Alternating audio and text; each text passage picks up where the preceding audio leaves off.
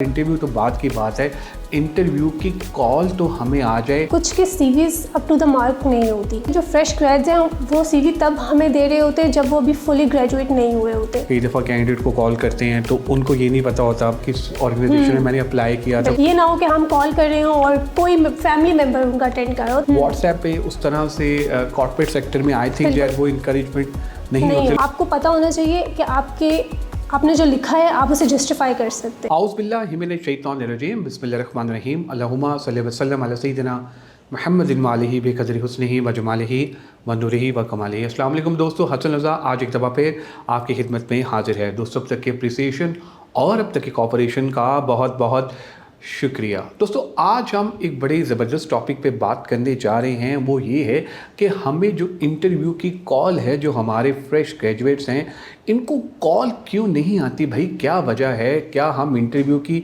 तैयारी सही नहीं कर पाते हैं? हमारा सीवी सही तरह नहीं बना होता है? क्या क्या चीज़ें होनी चाहिए कि कम से कम चलो यार, इंटरव्यू तो बाद की बात है, इंटरव्यू की कॉल तो हमें आ जाए, हम वहाँ तक तो चले जाएं जहाँ तक हमें जाना है इंटरव्यू में, और फिर हम जाके आगे देखें। इस इंपॉर्टेंट टॉपिक पे बात करने के लिए हमने दावत दी है one of the season nature professional of Pakistan. Ladies and gentleman, इनका नाम है कोमल Shahid. Komal Shahid is a senior HR professional. MashaAllah, she's having more than 6 to 7 working experience in the field of HR. She has worked in different companies. आइए मिलते हैं कोमल से और जानते हैं उनका expert opinion about this topic. Komal, thank you very much for joining us today system. I am super excited कि आज का हमारा जो सेशन है वो बहुत अच्छा होने वाला है। Welcome on board. Thank you so much, Hassan bhai. First of all, giving me this opportunity. And yes, I am also as excited as you are. That's great. कोमल, हम इस इम्पॉर्टेंट टॉपिक पे तो ज़रूर बात करेंगे कि कॉल्स क्यों नहीं आती हैं। और आपने माशाल्लाह टेक सेक्टर में भी काम किया, फिर आप ये जो हमारा रिटेल सेक्टर है वहाँ पर भी आपने काम किया, MTUs भी रखे, सारी चीज़ें की। लेकिन पहले हमें ये बताइए, आपका HR में आना बाय चांस था या by choice? It was by choice. I did my bachelor's from UET and my majors was human resource management. And since then I have been working in HR field. So it's been 7 years in total and my major experience is in the IT industry. So yes, it was by choice. सही। अब ज़रा हम बात कर लेते हैं कि जो इंटरव्यू की कॉल है वो फ्रेश ग्रेजुएट्स को क्यों नहीं आती? क्योंकि हमारे जो फॉलोअर्स हैं, people are following us on LinkedIn, YouTube, Facebook, और सारे हमारे माशाल्लाह मेजॉरिटी जो है वो हमें फ्रेश ग्रेजुएट्स फॉलो करते हैं। तो what are the main reasons, what do you think about it, कि क्यों इंटरव्यू की कॉल जो है वो फ्रेश ग्रेजुएट्स को नहीं आती? जी, फर्स्ट ऑफ ऑल तो ये जो मैंने अपने थ्रू आउट जर्नी में देखा है कि जो फ्रेश ग्रेजुएट्स होते हैं, कुछ के CVs up to the mark नहीं होती। They don't know which format to follow. उनके यूनिवर्सिटी डिपार्टमेंट्स को चाहिए, यूनिवर्सिटी लीडर्स को चाहिए कि उनको बताएं। तो हर यूनिवर्सिटी का अब अपना एक फॉर्मेट होता है। आप LSE को देख लें, उसका अपना फॉर्मेट है, इवन UET का अपना फॉर्मेट है, PU का अपना फॉर्मेट है। So every student should follow that format first of all, and then उस पर आपको अपने अवेलेबिलिटी आवर्स लिखने चाहिए। बिकॉज इस तरह से होता है जो फ्रेश ग्रेड्स हैं वो CV तब हमें दे रहे होते हैं जब वो अभी फुली ग्रेजुएट नहीं हुए होते और उनके फाइनल ईयर टर्म प्रोजेक्ट्स चल रहे होते हैं, उनके एग्ज़ाम्स चल रहे होते हैं और they are busy over there. और वही टाइम होता है हम रिक्रूटर्स के पास कि हमने उन्हें कॉल करनी होती है फ्रॉम 10 to 2 PM तक, और उसके बाद फिर हम वेट कर रहे होते हैं। वो हम कॉल रिसीव नहीं करते, कई बार जस्ट मैसेज कर देते कि we are in exam hall, we are busy here, इस तरह से। सो दे शुड मेंशन कि अवेलेबिलिटी आवर्स हमारे क्या हैं, कि हम इतने 3 बजे से लेकर 6 बजे तक फ्री हैं, 2 बजे से लेकर 5 बजे तक फ्री हैं, एक ब्रैकेट हमें दे दें। सो वी एक्चुअली नो कि when to call the candidates. एक तो ये चीज़ हो गई। दूसरा, फॉर्मेट पे मैंने बात कर दी। दूसरा ये कि आपको अपनी जो आपके स्किल्स हैं, जो आपने एक्स्ट्रा करिकुलर एक्टिविटीज़ की हैं, you should mention that as well. और अगर तो आप IT सेक्टर में अपने स्टार्ट करना चाह रहे हैं तो उसमें आपको ज़रूर मेंशन करना चाहिए कि आपका हैंड्स ऑन एक्सपीरियंस अगर है, या आपकी ग्रिप है, या आपका जो फाइनल प्रोजेक्ट है वो किन लैंग्वेजेस पर है, तो वो लैंग्वेजेस लाजमी मेंशन करनी चाहिए। बिल्कुल सही।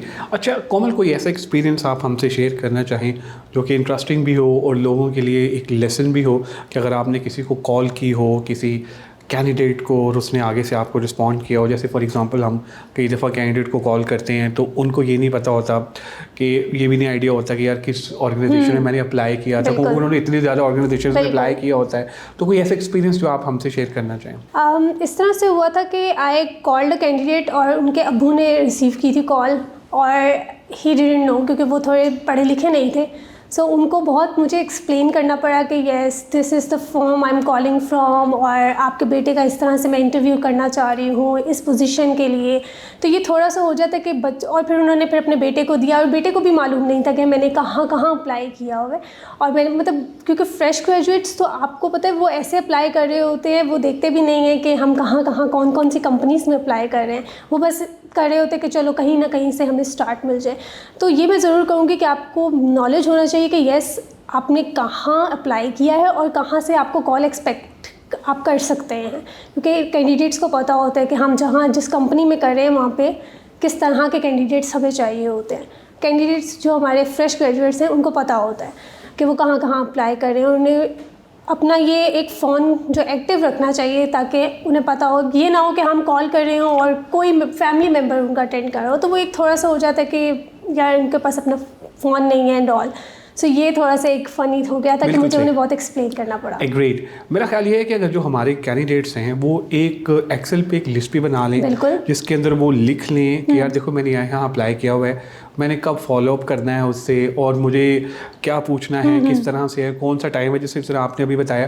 तो अगर वहाँ से कॉल आती है तो उसको टिक करते जाएं ताकि आपको पता चलता जाए कि यार मैंने हाईलाइट करने हैं, मैंने यहाँ अप्लाई किया हो। तो आई थिंक वो एक वैल्यू ऐड कर सकते हैं। और प्लीज़ प्लीज़ प्लीज़ अगर आप जॉब के लिए अप्लाई कर रहे हैं, और अगर आई कैन कम्प्लीटली अंडरस्टैंड, क्योंकि हम सारे मिडिल क्लास फैमिली से हैं, हमारे पास हर बंदे के पास उस तरह से फ़ोन नहीं अवेलेबल होता, तो हमारे पेरेंट्स भी कमा रहे होते हैं, हमारे पास भी है, तो कई दफ़ा हम अपनी अम्मी का फ़ोन यूज़ करते हैं, वालिद साहब का फ़ोन यूज़ करते हैं। लेकिन आप उनको बता दें कि मैंने अप्लाई किया हुआ है तो कॉल एक, तो at least they know that. And even mention on the CV के फादर्स नंबर। हाँ, फादर्स नंबर, हाँ ठीक है, ताकि जो कैंडिडेट कॉल करे तो वो पहले उनको सलाम करे कि जब उनके फादर हम भी अदब से बात करें ज़्यादा और ज़्यादा, और कैंडिडेट से तो हम बहुत प्यार से बात करते हैं, लेकिन एक अदब से हम उनके बड़ों से बात कर सकते हैं। So yes, the point is very well valid कि जब आप अप्लाई करें तो प्लीज़ आप इन चीज़ों का बिल्कुल ध्यान रखें, क्योंकि हो सकता है कि वो कॉल करें HR वाला और आपके फादर कॉल उठाएं और उनको ना पता हो तो फिर दोबारा कॉल ना आए।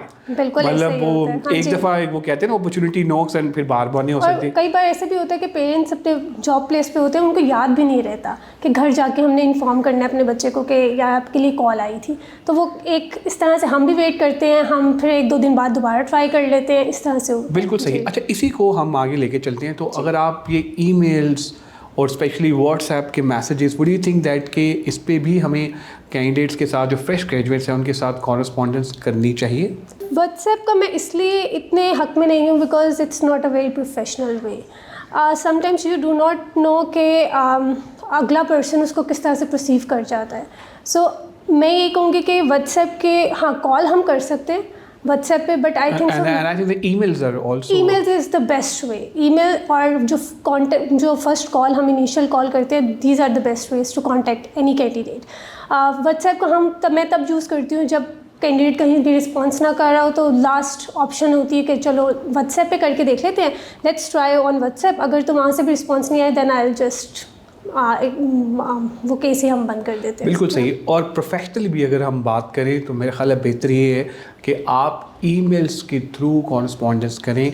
व्हाट्सएप पे उस तरह से कॉर्पोरेट सेक्टर में आई थिंक दैट वो इनकरेजमेंट नहीं होते, लोग इनकरेज नहीं करते हैं। तो आप जो हमारे जो प्रोफेशनल प्लेटफॉर्म्स हैं, ईमेल है, आप उसके थ्रू जा सकते हैं, वहाँ पर आप देख सकते हैं। Absolutely right.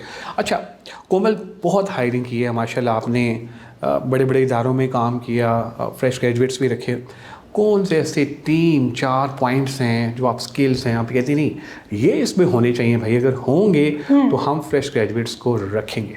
बिल्कुल। फर्स्ट, कॉन्फिडेंस, कि पर्सन कितना कॉन्फिडेंट है, उसको खुद पर कितना कॉन्फिडेंस है कि वो आगे एक्सेल कर सकता है कि नहीं कर सकता। Then they should be very clear what they say, and they should know कि हमने जो CV पे मेंशन किया है, यस अगर हमसे क्वेश्चन हो गया तो वी कैन एक्सप्लेन दैट। ये नहीं कि एक्स्ट्रा करिकुलर में आप कुछ भी उठा के लिख दो कि मैं फुटबॉल में भी एक्सेल कर रहा हूँ, मैं क्रिकेट में भी एक्सेल कर रहा हूँ। आपको पता होना चाहिए कि आपने जो लिखा है आप उसे जस्टिफाई कर सकते हैं। These two, and then the very third point is कि आपको बहुत इस तरह से होना चाहिए कि आप लोगों का, दूसरों का एहसास करो। आप में अगर एम्पैथी नहीं होगी तो I don't think so you can go very far.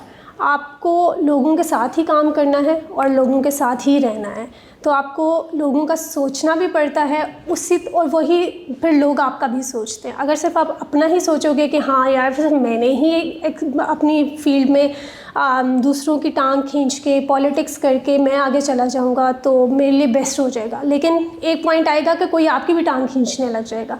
फिर आप इस तरह से भी नहीं कह सकोगे कि यार मैंने तो कुछ किया ही नहीं था। आपको भी पता होगा कार्मा आ जाता है, वो वापस आता ही आता है। सो ये है कि आप ऑनेस्टी से काम करें, एम्पैथी रखें दिल में, लोगों का एहसास करें और मुखलिस रहें अपनी जॉब के साथ, अपने जो इर्द गिर्द जो लोग हैं उनके साथ। Thank you very much, Komal sister, for your time, for your support and love. You're an amazing speaker. I really learn a lot of things in this podcast. बहुत मज़ा आया आपके साथ बात करके। Thank you so much. It's an honor for me that you invited me here, and I really enjoyed it. Thank you so much. आप लोगों का भी बहुत शुक्रिया आज के एपिसोड देखने का। दोस्तों मैं उम्मीद करता हूँ कि आज के एपिसोड आपको पसंद आई होगी। दोस्तों अपना फीडबैक हमसे ज़रूर शेयर कीजिएगा ताकि हम भी इम्प्रूव कर सकें। दोस्तों बहुत ही ज़बरदस्त तरीके से हमें कोमल ने कहा कि देखिए जैसा आप करेंगे ना वैसा फिर आपको भरना भी पड़ेगा। आज अगर आप किसी की टांग खींचेंगे तो कल को आपके साथ भी वैसा ही हो सकता है। अगर आज आप किसी के साथ ज़्यादती करेंगे तो कल को आपके साथ ज़्यादती हो सकती है। आप लोगों की मदद करें, उनको आगे बढ़ने में उनका सहारा बन जाएं। देखिए अल्लाह ताला की ज़ात किस तरह जो है वो आप पे अपना करम करती। दुआओं में याद रखेगा। इंशाल्लाह करीब एक नई टॉपिक, नई गेस्ट के साथ आपकी खिदमत में दोबारा हाजिर होंगे।